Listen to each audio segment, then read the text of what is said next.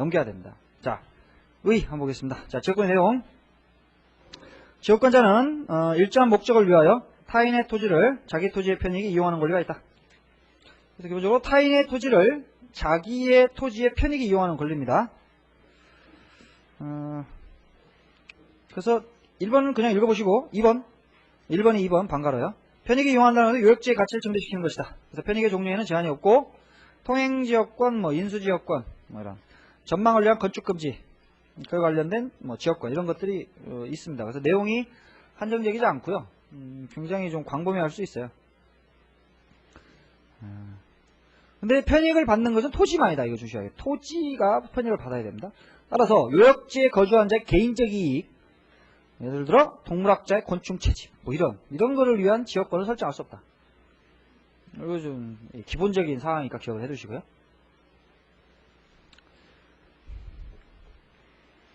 그래서 편익을 개념을 빼먹었네. 앞에 그 편익을 받는 토지 있죠. 편익을 받는 토지가 요역지고요. 편익을 제공하는 토지가 승역지입니다.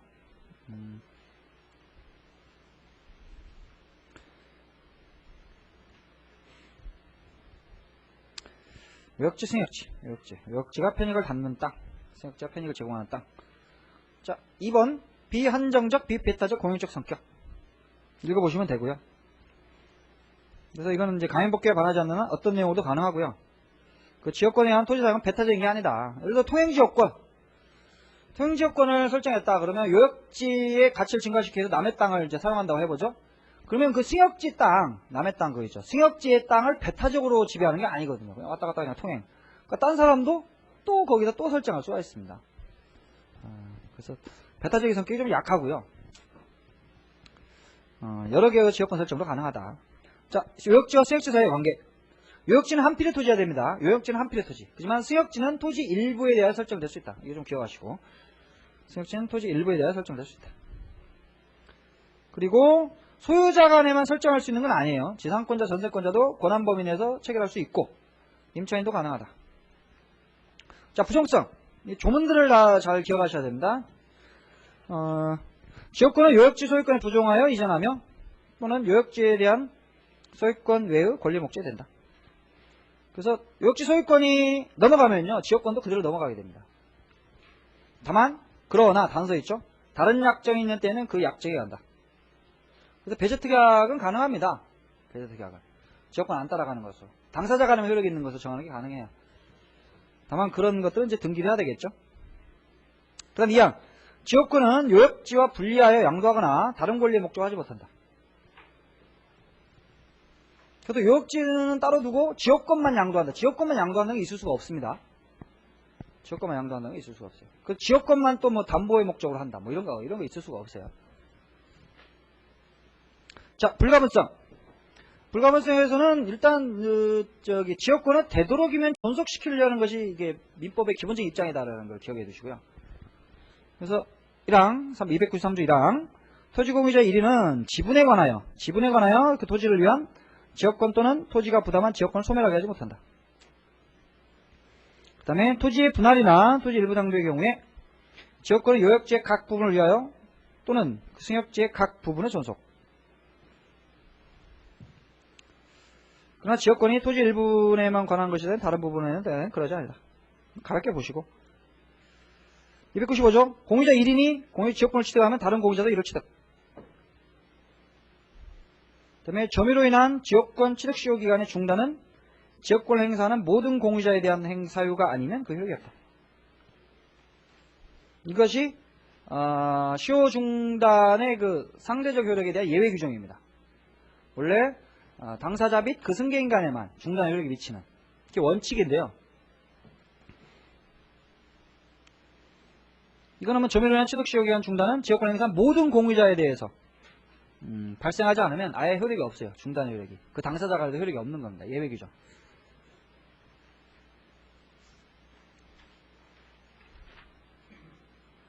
그 다음에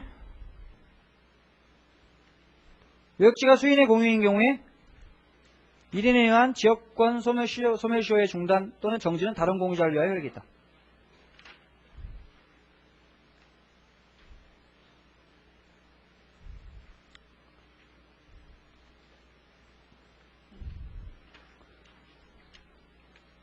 그래서 하여튼간 여기와 관련된 것들은 주로 뭐라 해야 됩니까? 하여튼 되도록이면 존속시키는 입장. 되도록이면 존속시키는 입장. 그 정도 기억을 하시고요. 그 다음에 표가 지금 상징관계와 지역권의 구별을 나오죠? 그래서 옛날에 2000년대에 한번 나왔었습니다. 옛날의 시험 문제에서는 뭐 상징관계와 지역권의 구별 문제 뭐 이런 것들이 아주 전통적인 문제였어요. 근데 최근에는 좀 각종 시험에서 이렇게 찾아보기엔 좀 어렵고 딴 것들도 낼 게 많기 때문에 근데 기본적인 사항이니까 좀 봐도 돼요. 상징관계는 뭐 소유권 할 때 봤었죠? 서로 인접하는 부동산 소유권의 상호 이용 조절 목적으로 한 법률관계. 근데 지역권은 일정한 목적을 위해 타인의 토지를 자기 토지의 편익 이용하는 독립된 부동산 용익물권.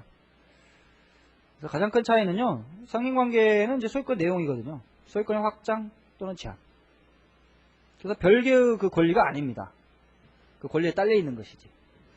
근데 이거는 지역권은 완전히 독립한 물건이죠. 독립한 물건입니다. 그래서 2000년 시험 문제 나올 때 다음 주에 틀린 것은 뭐 이렇게 나왔는데 양자는 모두 소유권과는 별개의 독립한 물건이다. 뭐 이렇게 나왔는데 상징관계는 그렇지 않죠. 자, 그 다음에 등기. 상징관계는 뭐 별개의 권리가 아니기 때문에 등기할 필요가 없죠. 근데 지역권은 등기가 필요합니다. 내용. 상징관계는 부동산 물의 상호 이용을 조절하고 지역권은 토지만의 이용 조절. 그 다음에 인접 여부. 상징관계는 상린지 인자가 붙었죠. 린. 그러니까 붙어 있어야 됩니다. 이건. 상린인지 상호간에. 그런데 지역권은 요역지와 승역지가 반드시 서로 인접할 필요는 없습니다. 그래서 인수지역권 같은 경우에 저 멀리 떨어져 있는 토지에 대해서도 설정할 수가 있거든요. 그 다음에 소멸시효.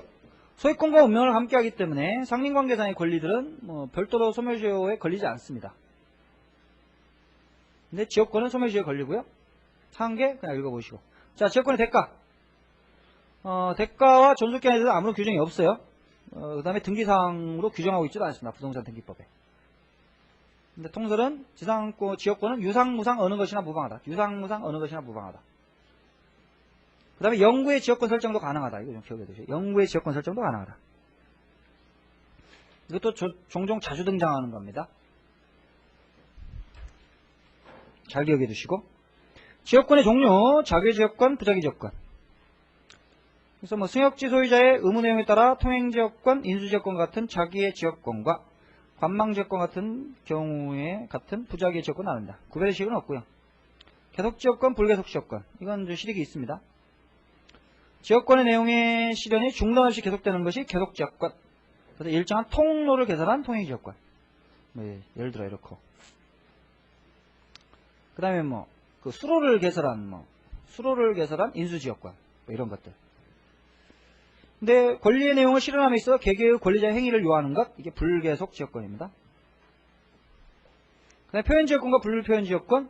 지역권의 내용의 실현이 외부에 표현되는 것이 표현지역권. 통행지역권 같은 경우에 통행을 하기 때문에 외부에 표현이 되죠. 근데 그렇지 않은 것이 불표현. 부자기지역권 표현이 안 되고. 지하의 송수관에 의한 인수지역권 안 보이죠? 불표현. 역시 취득시효와 관련하여 실익이 있다. 자, 지역권의 취득사유 앞에는 그냥 읽어보시면 되고 취득시효 한번 보겠습니다. 294조. 지역권은 계속되고 표현된 것이 하나요? 245조의 규정을 준용한다. 그러니까 지역권도 시효로 취득할 수가 있는데요. 모든 지역권이 되는 게 아니고 표현되고 계속된 지역권이 된다. 표현되고 계속된 지역권. 그래서 통행지역권을 시효 취득하기 위해서는 일단 통로 개설이 있어야 돼요. 그냥 심심하면 한 번씩 왔다 갔다 이런 거. 한 번씩 왔다 갔다 이런 거 시효 중단시키겠어요? 너 왜 자식아 왜 내 거기다 지어서 맨날 볼 때마다 얘기하겠어요? 근데 이제 표현되죠. 계속돼야 됩니다. 계속 통로 개설 이런 식으로. 그 다음에 표현이 돼야 되죠. 밖으로. 근데 판례는 하나 더 붙이고 있습니다. 통행지역과 시효 취득 관련해서 요역지 소유자가 통로를 개설해야 한다고 했습니다. 요역지 소유자가 승역지상에 통로를 개설해야 된다. 남이 개설해 놓은 통로를 그냥 계속적으로 한 20년 동안 왔다 갔다 썼다. 그것만으로 시효 취득은 못한다고 하고 있습니다. 판례가. 요 판례 좀 기억해 두시고. 지역권 효력. 권리. 그냥 뭐 읽어보시고. 쭉쭉 그냥 읽어보세요. 별 내용 없어요. 조문들, 뭐, 기역번, 니은번. 한번 읽어보시고. 3번. 배타성. 승역지, 수개의 용수 지역권이 설정된 경우, 후순위 지역권자는 선순위의 지역권자 용수를 방해하지 못한다. 이게 이제 약간 있는 배타성의 문제죠. 그 다음에, 물권 청권이 생긴다. 물권적 청권. 근데 여기 반환 청권이 없다는 거 좀 주의하시고요. 반환 청권이 없다. 왜? 점유하는 권리가 아니기 때문에요. 지역권은. 반환 청권이 없습니다. 그래서 방해 배제 청권, 방해 예방 청권만 있다. 그 다음에 그래서 점유를 또 안 하기 때문에 점유권에 기한 방해 배제 이런 것들이 없죠. 점유권에 기한 권리가 없습니다. 자, 승역지 소유자의 의무. 뭐 1번 읽어보시면 되고 2번 뭐 별 내용 없어요. 종업만 간단히 보시죠. 위기 어쩌고저쩌고 나오는데 위기 개념만 간단하게 보시고 지역권 소멸 그냥 읽어보세요. 나머지도 그냥 쭉쭉 읽어보시죠. 뭐. 여러분들 읽어보시면 다 아실 수 있을 거예요. 특수지역권도 뭐 그냥 한번 읽어보시고 넘어가겠습니다. 이건 뭐 올해도 지역권 시험 문제 나왔는데 지역권 뭐 낼 게 뭐가 있다고 이런 걸 쟁점이 없어요. 쟁점이 별로. 그래서 그냥 후닥닥닥 그냥 보시고요. 나중에 그 문제집 같은 거 보면서 그냥 이런 것들이 주로 나오는구만 몇 개만 탁탁탁 체크하고 들어가면은 문제가 없어요. 이상한 거 나오면 그냥 틀려주시고요. 그 뭐 모든 거 만점 맞을 필요 있습니까? 쟁점만 주로 나오는 쟁점들만 잘 보시면 돼요. 자, 전세권. 자, 전세권은 좀 상당히 좀 중요해졌습니다. 그래서 주로 이제 해마다 한 문제 정도 나와요. 한 문제 정도 나오는데 올해는 쉬었어요. 내년에 꼭 나올 것 같은데 해마다 쭉 나오다가 올해 한 번 쉬었어요. 아직까지는 아주 어려운 문제는 안 나오고 있는데요. 여기 중요한 판례들이 지금 많이 축적되어 있기 때문에 유심히 보셔야 됩니다. 예전에는 끼켜야 좋은 문제였거든요. 지상권 전세권, 아까 봤듯이 지상권 전세권, 임차권 이래가지고 뭐 비교 문제, 차이점 뭐 이런 거 정도 묻는 것이 일반적이었는데 최근에 전세권 문제는 그렇지 않습니다. 주로 이제 물론 조문은 기본적으로 알아야 되지만 조문을 넘어서 이제 판례들이 많이 출제되고 있어요. 근데 판례가 출제되면 오히려 더 쉬워요. 짜잘짜잘한 조문보다. 이해만 하고 있으면 굉장히 쉽습니다. 자, 의 총설에서 자, 303조 한번 보죠. 의. 자, 전세권자는 전세금을 지급하고 타인의 부동산을 점유하여 그 부동산의 용도에 쫓아 사용수에 가며 그 부동산 전부에 대하여 후순위 권리자 기타 채권자보다 전세금의 우선 번제를 받을 권리가 있다. 그래서 일단 전세금의 지급이 필요하고요. 전세권이 성립하기 위해서는 통설정 입장에 전세권 설정계약 플러스 등기 물론 그건 당연히 필요하지만 기본적으로 당연히 필요하지만 전세금 지급도 있어야 된다고 합니다. 전세금 지급도. 그 다음에 타인의 부동산을 점유하여 목적물이 부동산이죠. 자, 지역권과 지상권은 토지에 대한 권리입니다. 토지에 대한 권리. 근데 전세권의 목적물은 부동산이에요. 부동산. 점유하여 그 부동산 용도에 쫓아 사용 수익하며 용익물권성을 표현하는 문구가 되겠고요. 그 부동산 전부에 대하여 후순위 권리자 기타 채권자보다 전세금의 우선 변제를 받을 권리가 있다. 그래서 전세금 반환 채권을 담보하는 담보물권의 효력도 가지고 있습니다. 그래서 전세권 설정계약에서 정한 예를 들어 존속기한이 만료했다. 그러면 전세권 설정자가 전세금을 반환해 줘야 되는데요. 안 하고 있으면 전세권에 기한 경매를 신청해 가지고요. 그에 따른 매각대금이 나오면 거기에 대해서 우선 변제를 받을 수 있는 그런 권리를 가지겠습니다. 우선 변제권은 담보물권의 그 전형적인 내용인데요. 전세권은 이제 담보물권성도 가미하고 있죠. 원래 출발은 용익물권이었지만 전세금 반환 채권을 확보해 주기 위해서 담보물권성도 아울러 가지는 것으로 규정하고 있습니다.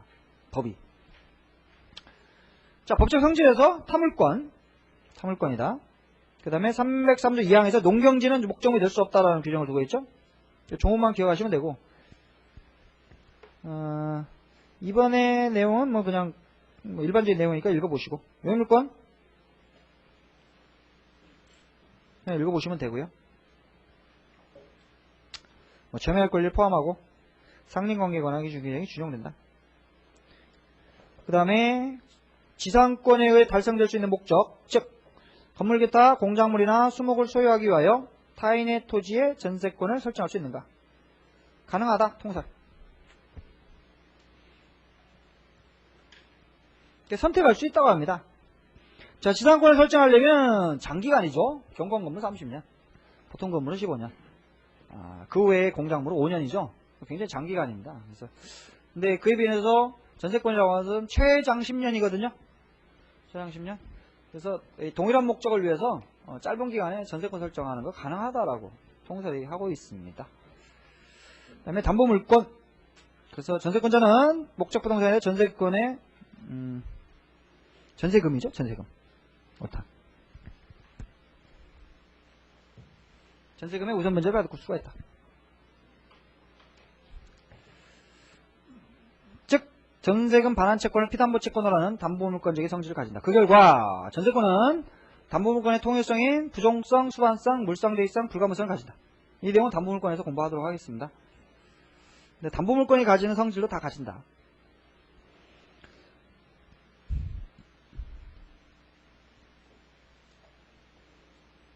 그래서 저는 시험 문제에 뭐 불가분성은 인정할 수 없다. 뭐 이런 시험 지문이 나온 적도 있고 그래요. 자, 전세금 법적 성질. 자, 이 문제가 담보물권성과 관련해서 문제가 되는 건데요. 앞에 나온 판례가 채권담보의 목적으로 설정된 전세권이 왜 있겠느냐. 그 문제. 그러니까 원래 부동산에 대해서 이 담보를 잡으려면요, 저당권 설정하는 게 일반적이겠죠. 저당권 설정하는 게 일반적입니다. 그런데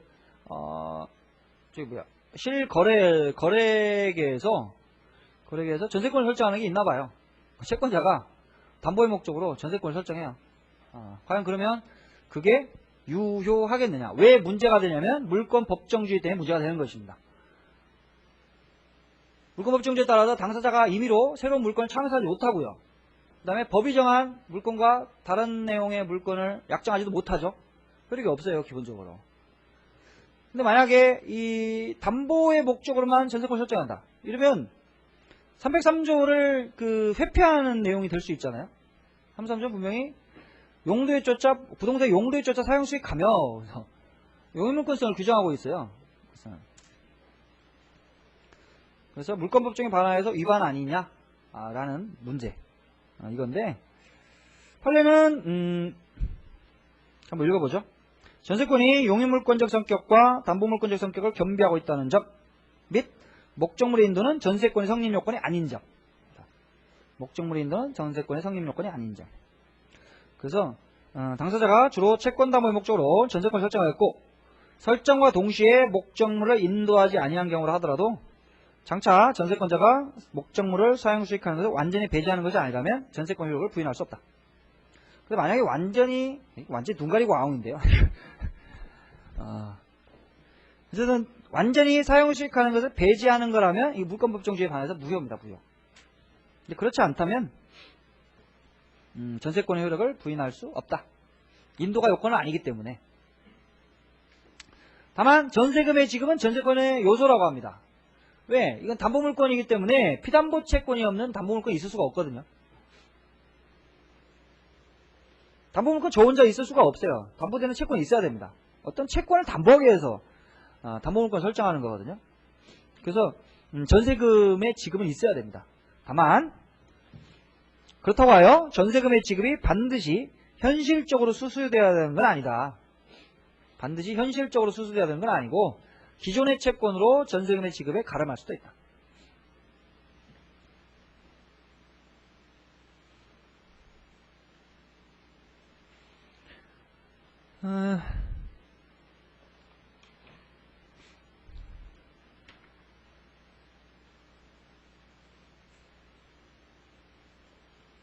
자, 그 다음 판례는 꽤 좀 복잡한데요. 여기 임대인, 임차인, 삼자. 한번 읽어보시죠.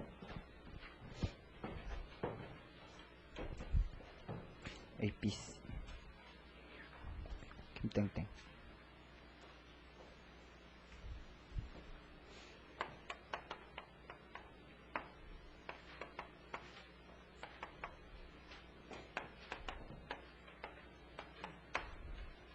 임차인.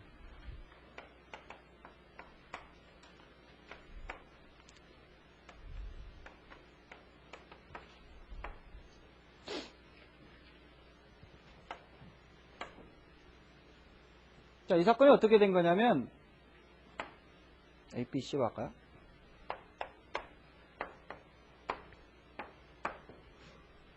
삼자가 박땡땡인가? 최땡땡이네?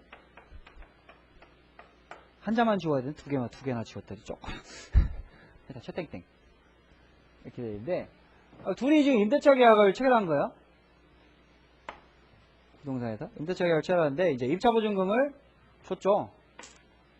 그럼 임차보증금은 연체 차임과 임차인의 그 손해배상 책임을 담보하는 의미를 가지고 있습니다. 그래서 보통 이제 보증금을 주면 나중에 임대차가 종료하게 되면 그 연체 차임이 있으면 까고 혹시 뭐 물건이 파손되고 뭐 이러면 까고 그래가지고 나머지를 반환하죠. 나머지를. 그래서 어쨌든 여기 이제 임차가 종료하게 되면 임차 보증금 반환 채권을 가지게 된다. 보증금을 주면.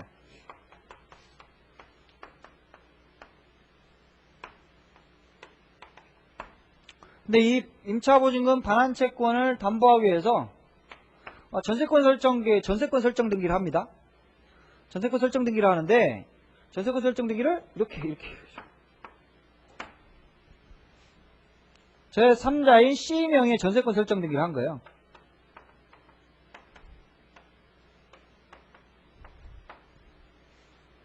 그럼 전세권 반환 채권은 이 사람이 가지고 있는데 B가 가지고 있는데 B가 A에 대해서 가진 임차보증금 반환 채권을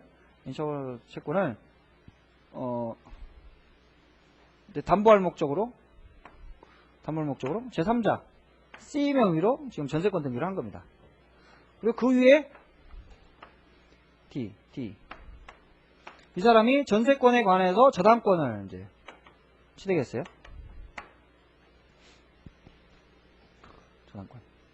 저당권 취득했고 이 사람이 이름이 뭐라고 되지? 지금 피고인데 이 사람이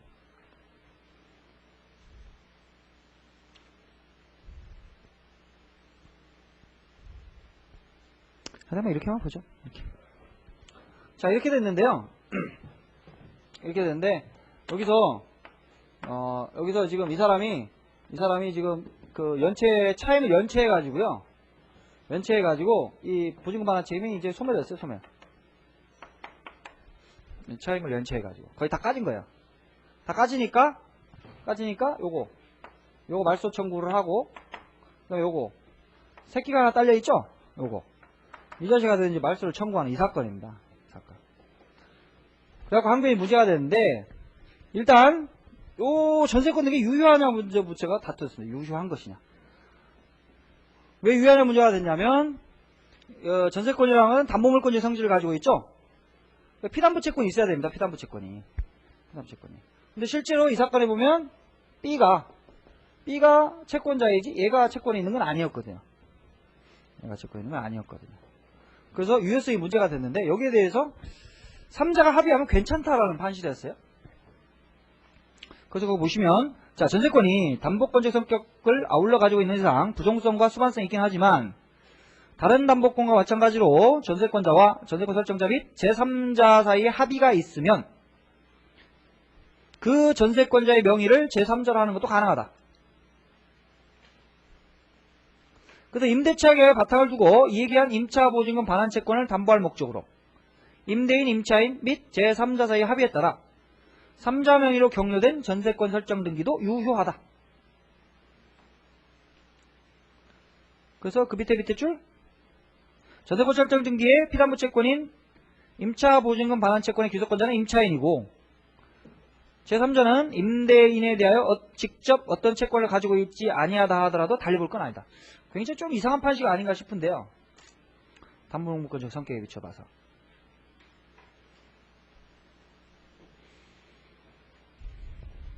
이제 실질적으로는 이제 이 사건에서는 삼자가 반환 채권을 수령하기로 하는 합의가 있다고 볼 여지가 없지 아니하다 이렇게 가로쳐놓고 해놨어요. 그 도대체 정확한 판시는 뭔지는 조금 애매하게 돼 있는데요. 어쨌든 앞에 말을 할 때 이 가로쳐놓은 거 빼고요. 삼자가 임대인에 대하여 직접 어떤 채권을 가지고 있다 하더라도 달볼 건 하다 이렇게 판시를 하고 있습니다. 이게 뒤에서 보는 그 저당권하고 조금 다르거든요. 일단 여기서는 이 정도만 하고. 가사. 위에서 본 경위를 사상한 채 그 다음에 다퉈진 게 허위표시 아니냐 했거든요. 허위표시. 뭐 여기 전세권 설정에 약정도 없이 약정이 전혀 없이 지금 등기만 이렇게 돼 있잖아요. 외관만 작출한 거기 때문에 허위표시 아니야. 허위표시 아니야. 이렇게 이게 지금 다퉈졌는데 가사. 본 경위를 사상한 채 전세권 설정 계약만 놓고 보아 그것이 통정 허위표시에 해당하여 무효라고 한다 하더라도 이로써 위 전세권 설정 계약에 의하여 형성된 법률관계를 토대로 별개의 법률원에 의해 새로운 법률상 이해관계를 갖게 된 근저당권자. 얘 말이죠. 얘. 얘에 대한 관계에서는 대하에는 그와 같은 사정을 알고 있었던 경우에만 무효를 주장할 수 있다. 왜 그래요? 허위표시의 무효는 선의의 전자가 대항할 수 없기 때문에. 그죠? 그래서 가사, 가정적인 판단이에요. 가사, 이게 허위표시라 하더라도 허위표시는 무효라 하더라도 그 무효를 선의의 전자에게 대항하지 못하죠. 그래서 얘의 악의를 입증하지 못하는 한 얘의 말소를 청구할 수는 없는 것이다. 그 다음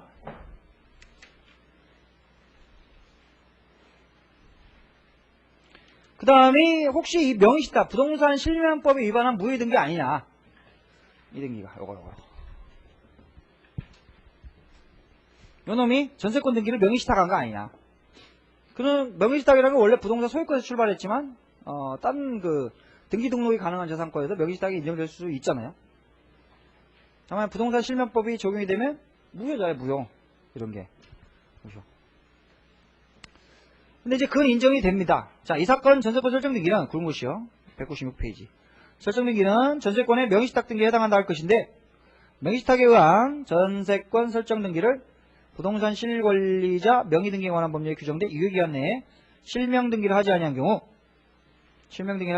그 전세권 명의시탁 약정은 당사자 사이에서 무효이나 그 무효는 제3자에게 대항하지 못한다.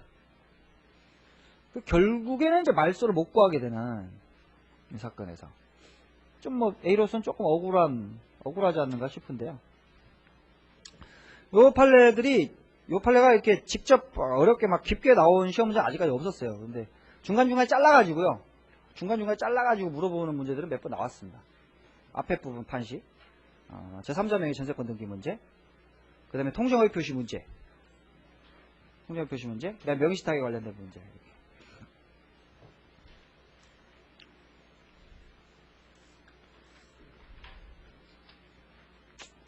그냥 가볍게 간단하게 좀 봐두시고요. 이 판례. 자, 전세권 취득 가보겠습니다. 전세권 취득. 전세권은 보통 설정계약과 등기에 취득되지만 양도 상속에 의해서 승계 취득될 수도 있고. 자, 설정계약에 의한 취득 합의 플러스 등기 186조 합의 플러스 등기. 자, 전세권의 부동산은 반드시 한 필의 토지 또는 한동의 건물이 필요 없다. 그래서 용익물권은 일물일권주의의 예외로서요. 일부에 대해서 인정이 되죠. 지상권도 토지 일부에 대해서 설정할 수가 있고 지역권도 승역지는 토지 일부가 될 수가 있죠. 그 다음에 전세권의 객체 부동산도 한 필의 토지 일부, 한동의 건물 일부일 수도 있다. 자, 세 번째, 전세권이 성립하려면 전세금이 지급이 필요한가? 통설은 필요하다. 판례도 필요하다라는 입장이 있습니다. 다만 아까 봤듯이 반드시 현실적으로 수수해야 되는 건 아니다. 그래서 기존의 채권으로 가름할 수도 있다. 그 다음에 네 번째, 인도는 전세권 성립 요건이 아니다. 아까 본 것이고. 자, 전세금의 성질 그냥 한번 읽어보세요. 자, 전세권의 존속기간 아주 기초적인 거기 때문에 역시 기억을 하셔야 됩니다. 그래서 전세권의 존속기간은 10년을 넘지 못한다. 그 최장 존속기간의 제한이 있습니다. 이 전세권, 지상권과 다르죠? 지상권 최단 존속기간의 규정이 있는데, 여기 최장이 있습니다. 최장 10년. 그래서 당사자의 약정기간이 10년 넘때는 이를 10년 단축. 자, 2항. 건물에 대한 전세권의 존속기간은 1년 미만으로 정할 때에는 이를 1년으로 한다. 그래서 최단 존속기간 규정이 있는데, 이 건물만입니다. 건물만 최단 존속기간 규정이 있어요. 1년. 그 다음에 전세권 3항. 전세권 설정에 이를 갱신할 수 있다. 근데 갱신한 날로부터 10년을 넘지 못하고. 3항. 4항. 법정 갱신이거든요. 건물에, 이것도 건물이에요. 건물 주의하시고. 건물에 전세권 설정자가 전세권의 존속기간 만료 전 6월부터 1월까지 사이에 전세권자에 대하여 갱신 거절의 통지 또는 조건을 변경하지 아니하면 갱신하지 아니한다는 뜻의 통지를 하지 아니한 경우에는 그 기간이 만료된 때 전 전세권과 동일한 조건으로 다시 전세권을 설정한 것으로 본다. 이때는 전세권의 존속기간은 그 정함이 없는 것으로 본다. 자, 이 조문 2항하고 지금 4항의 조문은요, 기본적인 구조가 임대차보호법하고 똑같습니다.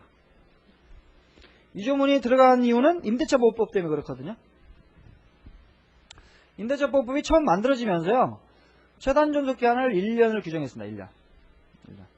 근데 물건인 전세권이 임차권보다 못해도 되겠냐. 그래가지고 부랴부랴 넣었죠. 이건 건물에 대해서만. 주택임대차법이 건물에 대해서 적용이 되니까. 그럼 넣었어요. 근데 지금 주택임대차법 2년이 됐죠? 2년. 2년.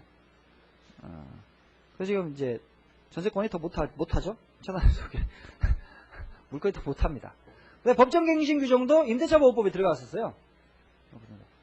그 만료하기 6월, 만료 전 6월부터 1월 사이에 갱신거절 통지, 조건을 변경하지 않으면 갱신하지 않는다는 뜻을 통지하지 않으면 자동갱신이거든요. 자동갱신. 그런데 이제 한 가지 차이는 임대차보호법은 다시 최단 존속기간이 보장이 됩니다. 법정갱신되면 2년이에요. 다시. 물론 임차인은 중간에 나가려고 하면 나갈 수 있습니다. 임차인은 중간에 나가려면 나갈 수 있어요. 3개월 만에 효력이 발생하게 되는데요. 근데 임대인은 내쫓을 수가 없어요. 그렇죠. 법정갱신하면 내쫓을 수가 없습니다. 근데 여기는 차이가 전세권 존속기간 정함이 없는 것으로 본다. 정함이 없는 것으로 본다. 판례는 좀 이따 설명드리고요. 그래서 요거 조문 유의 깊게 봐두시기 바랍니다. 자, 2번. 설정계약에서 정하지 않은 경우, 존속기간 설정계약에서 정하지 않은 경우, 자, 전세권의 존속기간을 약정하지 아니한 때에는 각 당사자는 언제든지 상대방에 대하여 전세권의 소멸을 통고할 수 있다.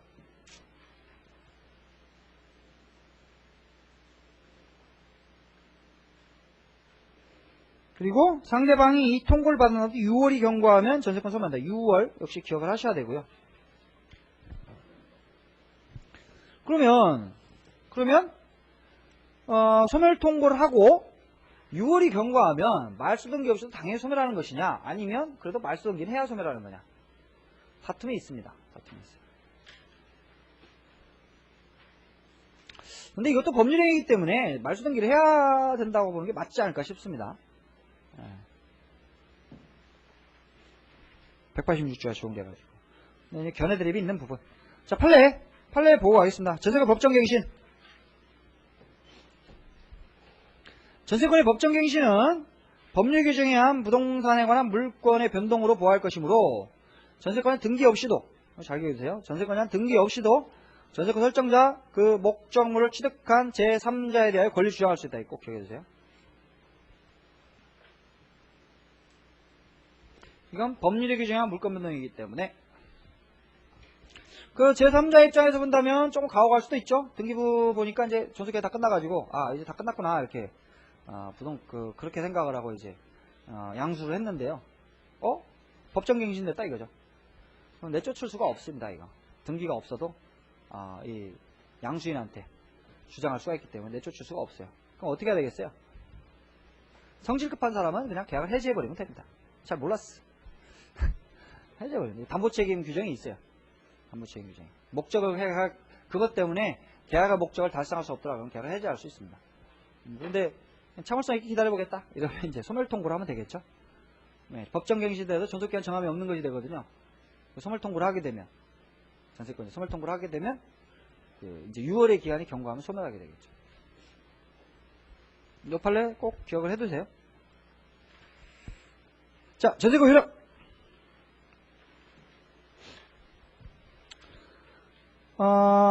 1번 전세권자의 사용수익권에 의해서 용도에 따른 용도에 쫓은 사용수익. 기본적인 내용은 그냥 쭉 읽어보시면 되고. 전세까지 유지수선 의무. 자, 전세권 설정자는 전세권자의 사용수익을 방해해서는 안 될 소극적 의무를 질 뿐이다. 그래서 목적 부동산을 사용수익에 적합한 상태에 둘 적극적 의무를 지정한다. 적극적 의무를 지는 것은 임대인이죠. 임대차 계약에서 임대인이 그런 의무를 지는 것이고, 전세권 설정자는 이런 의무가 없습니다. 우리가 일반적으로 얘기할 때는 채권적 전세를 말하는데요. 보통 전세는 일반적인 거래관념이 어떻게 돼 있어요? 뭐 들어가서 사는 놈이 다 알아서 하는 거죠. 안 그러세요? 사글세하고 틀리죠? 월세 들어가 보세요. 기본적으로 사는데 필요한 것들을 다 누가 해주냐면 임대인이 다 해주죠. 그죠? 물론 약정에 따라서 임차인이 하기도 하지만 보통은 기본적인 이렇게 모든 것들은 다 임대인이 알아서 해줘야 됩니다. 사는데. 근데 전세는 안 그렇죠? 그래? 전세도 해줘요? 전세도 다 뭐 도배해주고 뭐 깔아주고 뭐 다 그렇게 하나요? 안 그럴 텐데.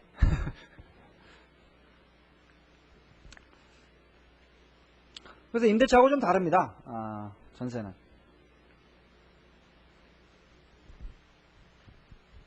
그래서 필요비 상환 정권이 없어요. 전세권자는 필요비 상환 정권이 없습니다. 잘 기억해 두시고. 시험 문제 나올 때 이런 것들 내죠. 필요비. 전세권의 효력이 미치는 범위. 자, 토지가 전세권 목적인 경우에는 뭐 문제가 없는데, 건물이 전세권의 목적이다. 자, 그러면 목적을 달성하려면 토지 사용권이 있어야 되겠죠. 건물이 뭐 공지에 붕 떠 있을 수는 없는 거니까.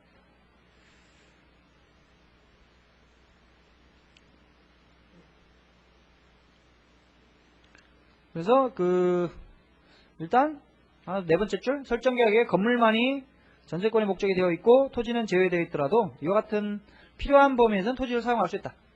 필요한 범위에 사용할 수 있다. 지상권 임차권에 대한 효력. 자, 타인의 토지에 있는 건물의 전세권 설정할 때에는 전세권의 효력은 그 건물의 소유를 목적으로 한 지상권 또는 임차권을 미친다. 이 의미가 뭐냐? 법률상 당연히 전세권을 취득한다? 이상한 견해죠. 그냥 지상권자, 임차인과 같이 사용수익을 할 수 있다. 이 뜻을 해석하는 게 일반적이에요. 2번 학설처럼 2번. 한편 맨 마지막 줄 끝에 이와 같은 경우에 전세권 설정자는 전세권자의 동의 없이 지상권 또는 임차권을 소멸하게 하는 행위를 하지 못한다. 이거 소멸하게 하게 되면 건물 전세권자의 이익을 해하게 되겠죠. 자, 그 다음에 건물의 전세권과 법정 지상권. 자, 대지와 건물이 동일한 소유자에 속한 경우에 건물의 전세권을 설정할 때에는 그 대지 소유권의 특별 승계인은 전세권 설정자에 대하여 지상권 설정을 한다. 그래서 305조 1항의 법정지상권입니다. 여기서 지상권을 취득하게 되는 전세권 설정자입니다. 설정자. 시험에는 가끔 이제 전세권자 이런 식으로 나오는데요. 전세권자한테 이걸 인정해줄 이유는 없어요. 건물 소유자한테 인정해주면 족한 것이기 때문에 전세권 설정자.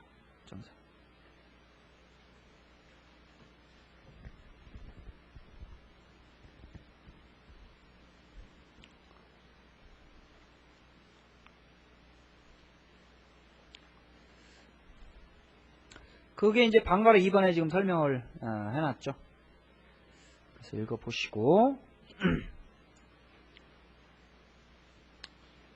자, 전세금 증감 청구, 지루 증감 청구하고 대동 소유한 내용입니다. 증감 청구권의 성질은 다수설정 입장이 형성권이라고 해요. 형성권으로 그냥 기억해주세요. 일방적인 의사표시마다 효력이 발생하는. 그 다음에 상린관계 규정이 준용된다. 역시 시험 문제 나올 때 전세권은 상린관계 규정이 준용되지 않는다. 뭐 이런 식으로 나와요.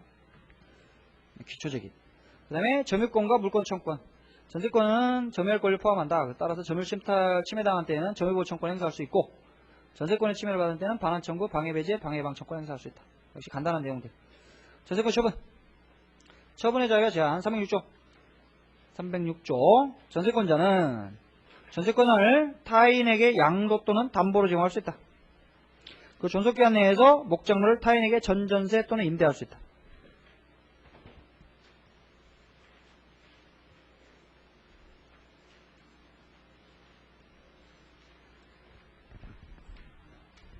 그런데 희한한 조문이 단서에 하나 달려있죠.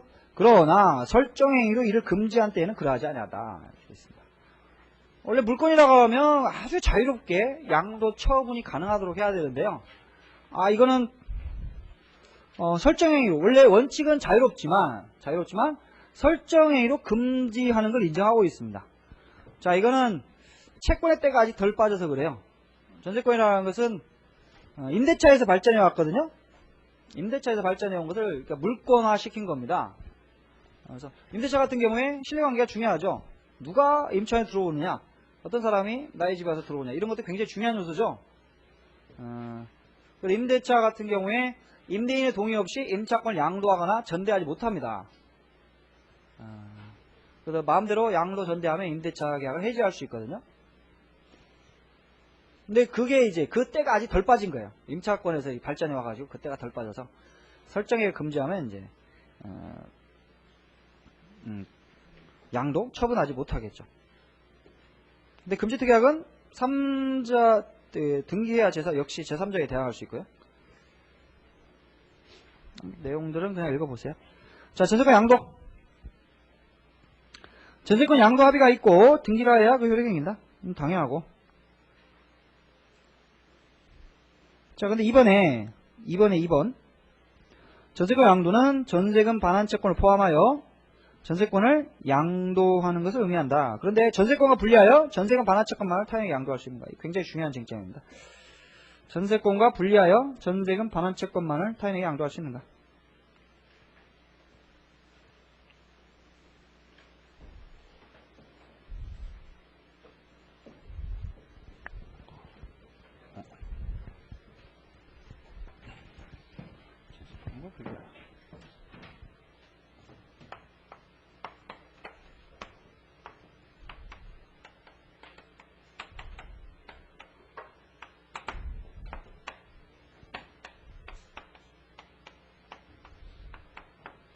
자, 이렇게 했다고 해보죠.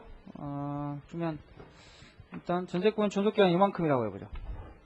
원래 이제 존속기간. 네.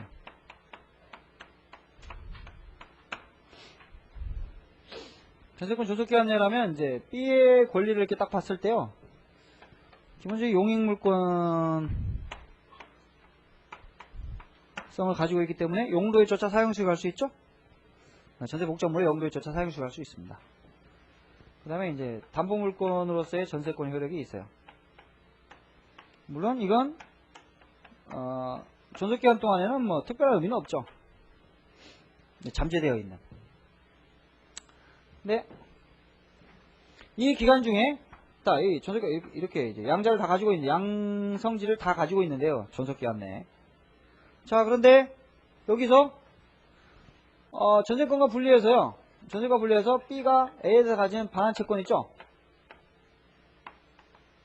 전세금 반환채권. 이거를 C한테 양도할 수 있겠네요. C한테. 즉 무슨 말이냐면 반환채권을 얘한테 넘기고 전세권자로서의 그 권리는 얘가 여전히 가지는, 그러니까 전세권 존속시키기로 하면서 반환채권만 쏙 빼가지고 이렇게 넘길 수 있겠냐. 되겠어요? 이거 어디에 관련된 문제겠습니까? 여기에 관련된 문제입니다. 여기에 관련된 문제. 기본적으로 전세권이라고 하는 것은 용익물권의 성질과 담보물권 성질을 아울러 가지고 있습니다. 303조에서 그렇게 규정을 하고 있어요. 제가 내용 자체를. 그런데 담보물권이라고 하면 피담보 채권이 없으면 존재할 수가 없죠. 피담보 채권이 소멸하면 부정후성 때문에 담보물권이 당연히 소멸해버립니다. 당연히 소멸해버려요. 만약에 이걸 만약에 전세금 반환 채권만 이렇게 싹 양도를 해버리면 여기 소멸해버리죠? 여기 소멸할 수밖에 없습니다. 피담보 채권이 없으니까. 용익물권만 남게 되는 이런 문제가 되거든요. 이런 것들은 기본적으로 안 됩니다. 안 돼요. 왜 안 되냐면 물권법정지에 반하기 때문에 안 돼요. 경우에 따른 교수님들은 용의물권성을 이제 주된 것으로 보고 담보물권성을 약하게 아주 부차적인 이런 걸로 이제 보시는 분들은 얼마든지 가능하다 뭐 이런 식으로 해석을 하지만 일단 현행법 하에서 그렇게 해석하기 좀 어려울 것 같습니다. 그래서 판례의 기본적인 입장도 안 된다는 취지로 판시하고 있어요. 일단 그래서 처음 나오는 판례 한번 보시죠. 1번 1번 아니구나. 그냥 박스로 첫 번째. 전세금의 지급이 없으면 전세권은 성립하지 아니하는 등으로 전세금은 전세권과 분리될 수 없는 요소일 뿐만 아니라 전세권에 있어서는 설정행위에서 금지하지 않는 한 전세권자는 전세권 자체를 처분하여 전세금으로 지출한 자본을 회수할 수도 되어 있다. 근데 전세권이 존속하는 동안은 전세권을 존속시키기로 하면서 전세금 반환 채권만을 전세권과 분리하여 확정적으로 양도하는 허용되지 않는다. 원칙을 지금 확인하고 있고요. 다 이 물권 법정주와 관련되는 것이다 라는 걸 기억을 해 두십시오. 다만 전세권 존속 중에는 장래에 전세권이 소멸하는 경우에 전세금 반환 채권이 발생하는 것을 조건으로 그 장래의 조건부 채권을 양도할 수 있을 뿐이다. 그래서 이걸 이제 정지 조건부 반환 채권의 양도 이렇게 해석할 수 있겠는데요. 결국에는 뭐 그냥 허용하는 안 된다 이러고 단서 때문에 결국은 허용하는 것과 큰 차이가 없지 않는가 이렇게 의문은 있어요. 원칙은 하여튼 안 된다. 확정적 양도하는 거 허용되지 않는다. 확정적 양도되는 건 허용되지 않는다. 자, 근데 이제 존속기간이 종료됐어요. 종료. 요것이 소멸하게 되는 경우를 한번 생각해보죠. 용의물권성이 소멸하는 경우. 존속기간 만료. 존속기간 만료하면 소멸하겠죠? 그 다음에 합의해지. 그러니까 중도에 합의로 해지한다. 전세권 설정 계약을. 합의하게 되면 용의물권성은 당연히 소멸해버린다. 당연히 소멸해버리고 없어요. 이게 소멸해버립니다. 그럼 뭐만 나와요? 이것만 나왔습니다. 이것만. 전세금 반환 채권을 담보하는 의미에서 전세권을 존속하게 돼요. 만약 이것도 소멸해버리면 돈을 어떻게 받아요? 전세금을. 그죠? 이렇게 되면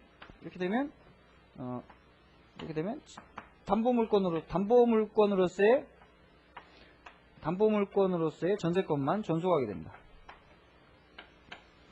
자, 그러면 이 상태에서는 뭐하고 똑같겠어요? 실질적으로 이건 저당권하고 똑같습니다.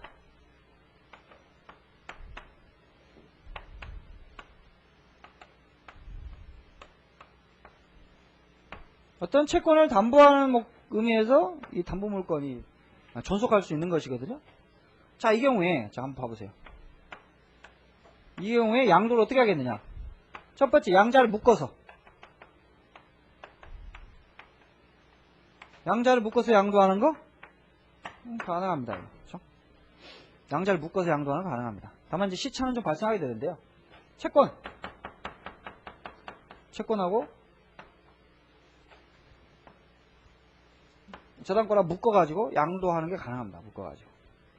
근데 이제 요거는 합의만으로 넘어가고 저당권은 그래도 물권이기 때문에 186조 때문에 등기가 넘어가거든요. 약간 시간 차이는 좀 발생할 수 있어요.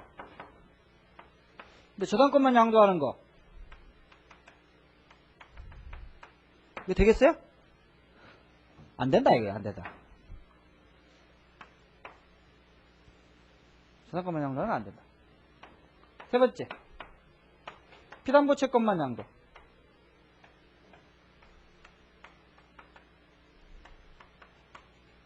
이건 됩니다. 채권만 양도하고 저당권은 이전시키지 않는다. 이거 가능합니다. 이거 특약으로 가능해요. 보통은 피담보 채권이 양도되면 저당권도 따라가는 게 일반적이지만 꼭 가야 되는 건 아니에요. 그럼 여기서 저당권의 운명은 어떻게 되겠어요? 저당권의 운명은 이때 소멸입니다. 소멸.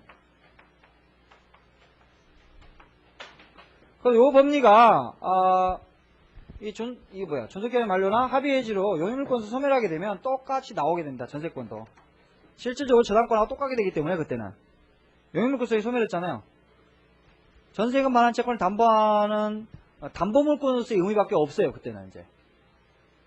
그러면 함께 양도하는 거 지금 명시된 판례는 없지만 뭐 함께 양도하는 가능하다고 봐야 될 것이고. 근데 여기서 전세권만 양도한다? 여기서 보세요. 내가 여기서 합의 해지를 했는데 반환채권 전세권만을 담보물권 전세권만 얘한테 양도한다? 있을 수가 없어요. 근데 반대로 반환채권만 양도한다? 이건 가능해요. 반환채권만 양도한다. 반환채권만 얘한테. 그러면 얘 명의로 되어 있던 전세권 등기는 어떻게 되겠어요? 무효다 이겠죠. 소멸해버립니다. 채권이 넘어갔잖아요. 딴 사람한테. 소멸해버립니다. 판시 한번 읽어보겠습니다.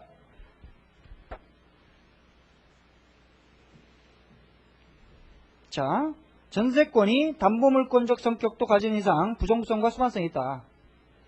그래서 전세권을 담보하는 전세금 반환채권과 분리하여 양도하는 거 허용되지 않는다. 그죠? 전세권을 담보하는 전세금 반환채권 분리하여 양도하는 거 허용되지 않는다. 근데 한편 담보물권의 수반성이란 피담보채권 처분이 있으면 언제나 담보물권도 함께 처분된다는 것이 아니라 채권담보라고 하는 담보물권제도의 존재 목적에 비춰볼 때 특별한 사정이 없는 한 피담보채권의 처분에는 담보물권의 처분도 포함된다고 보는 것이 합리적이라는 것일 뿐 전세권이 전속기한의 만료로 소멸한 경우이거나 전세계약의 합의해지 당사자 간의 특약에 의해 전세금 반환채권의 처분에도 불구하고 전세권의 처분에 따르지 않는 등의 특별한 사정이 있는 때에는 채권 양수인은 담보물권이 없는 무담보의 채권을 양수한 것이 된다.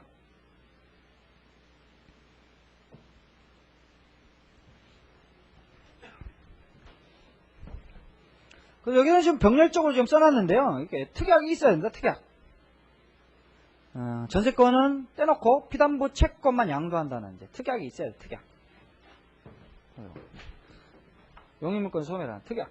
요거 이렇게 하면은 담보물권으로서의 전세권만 존속하게 되는데 여기서 B가 가지는 이 전세금 반환 채권만을 C한테 양도한다. 이러면 전세금 반환 채권만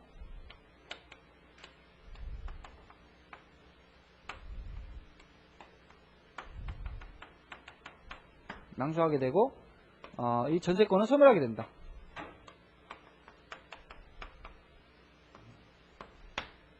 전세권은 소멸하게 돼요. 근데 그 위에 어떤 놈이 D라고 하는 놈이 전세권을 가압류했다. 그러니까 제대로 된 전세권을 가압류를 하게 되면 전세권 자체를 경매에 붙여가지고요.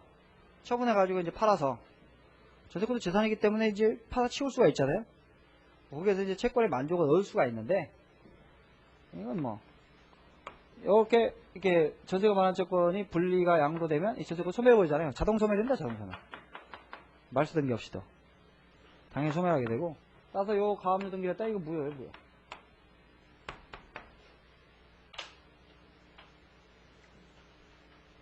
그래서 말소를 청구할 수 있죠. A가 바로 전세금 반환 채무는 이제 얘한테만 전세금을 반환하면 되고요. 바로 말소를 구할 수 있습니다. 이런 것들.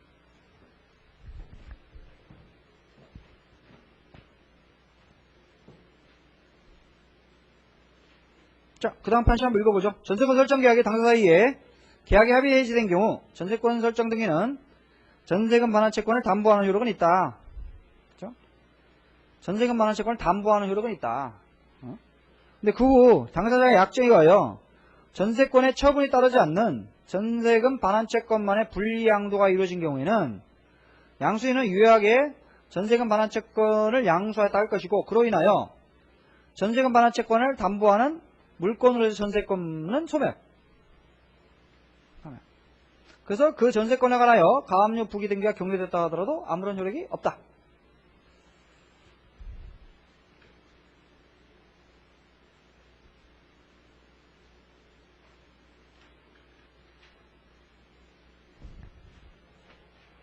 아직 저당권 안 배웠는데 저당권 같이 해서 그런가?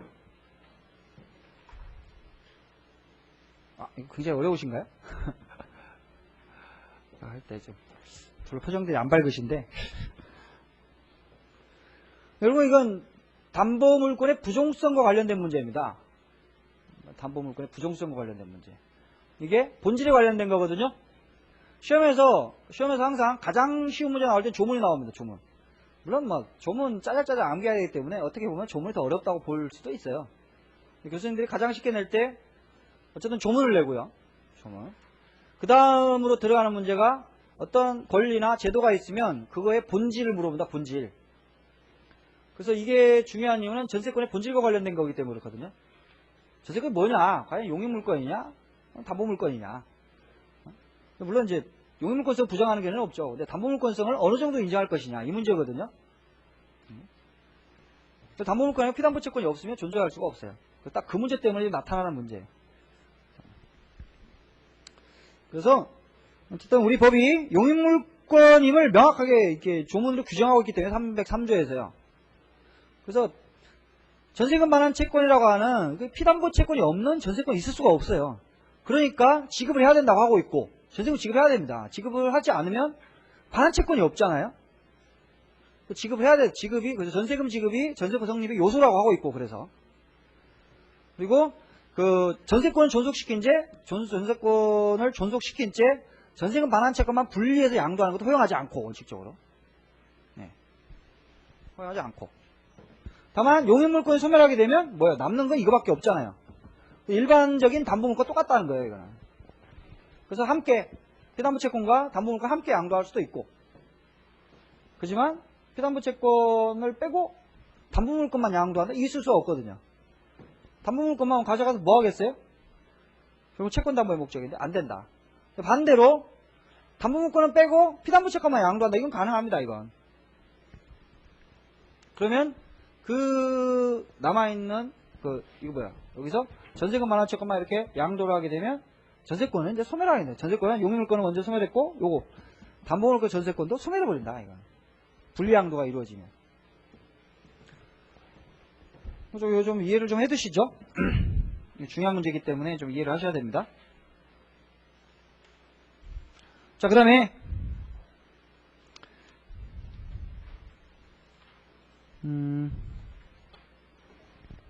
전세권 담보 제공.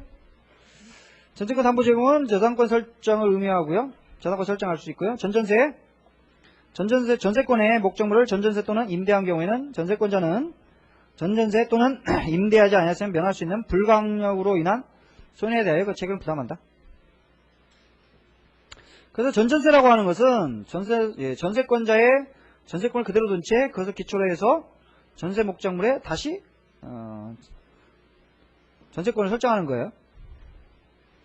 그래서 요거는 여러분들이 읽어보시죠.